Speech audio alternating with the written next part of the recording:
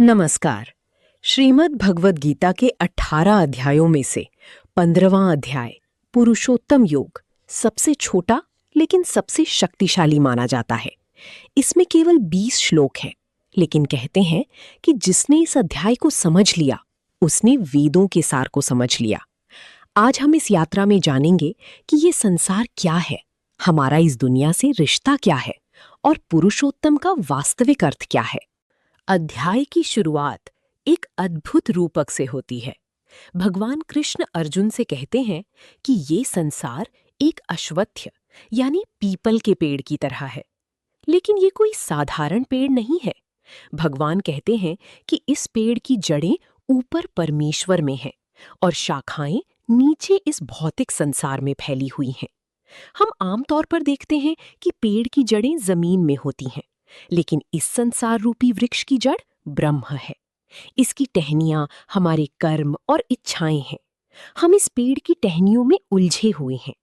कृष्ण कहते हैं कि यदि इस संसार के चक्र से बाहर निकलना है तो हमें वैराग्य और अनासक्ति की कुल्हाड़ी से इस मोह के पेड़ को काटना होगा।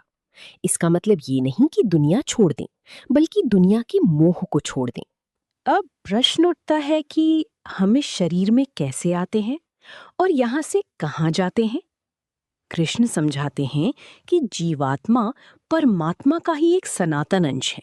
जैसे हवा फूलों के पास से गुजरती है तो उसकी खुशबू अपने साथ ले जाती है, वैसे ही जब मृत्यु होती है तो आत्मा इस शरीर से मन और पांचों इंद्रियों के संस्कारों को समेटकर नए शरीर में ली जाती है। हम अक्सर सोचते हैं कि हम सिर्फ ये शरीर हैं, लेकिन गीता हमें याद दिलाती है कि हम एक यात्री हैं। हमारा वर्तमान स्वभाव हमारी पिछले कर्मों और विचारों की खुशबू है, जिसे हम साथ लेकर आए हैं। जो ज्ञानी हैं, वे आत्मा के इस आने जाने को देख पाती हैं, जबकि अज्ञानी केवल बाहरी शरीर को देखते हैं। भगवान यहाँ अपनी शक्तियों का वर्णन करते हैं ताकि हम उन्हें हर जगह देख सकें। वे बताते हैं कि सूर्य की चमक, चंद्रमा की चांदनी और अग्नि की तपिश, ये सब परमात्मा का ही तेज है। वे ही चंद्रमा बनकर वनस्पतियों में रस भरते हैं और उन्हें जीवन देते हैं। हमारे शरीर के भीतर जो जठराग्नि है, जो हमारे भोजन को पचाकर ऊर्जा देती है, वो भी वही है।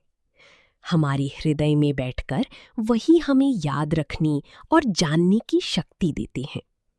जब आप भोजन करें, जब आप सूरज को देखें या जब आपको कोई नई बात याद आए, तब याद रखें कि वो परम शक्ति आपके भीतर और बाहर सक्रिय है।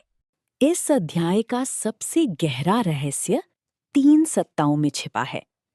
कृष्ण बताते हैं कि एक है क्षर, ये पूरा भौतिक जगत और शरीर जो नाशवान है। दूसरा है अक्षर, वो जीवात्मा जो शरीर के मरने पर भी नहीं मरती। और फिर कृष्ण कहते हैं, मैं क्षर और अक्षर दोनों से परे हूं, इसलिए मुझे पुरुषोत्तम कहा जाता है। परमात्मा वो है जो बदलती हुई दुनिया और स्थिर आत्मा दोनों का आधार है। जो व्यक्ति इस रहस्य को जान लेता है, वो वास्तव में सब कुछ जानने वाला हो जाता है। अध्याय के अंत में कृष्ण कहते हैं, हे निष्पाप अर्जुन, ये सबसे गुप्त विज्ञान मैंने तुम्हें बताया है। इसे समझकर मनुष्य बुद्धिमान हो जाता है और उसकी सभी कर्तव्य पूरे हो जाते हैं। पुरुषोत्तम योग हमें सिखाता है कि हम इस दुनिया में रहें तो सही, पर इसमें खो ना जाएं।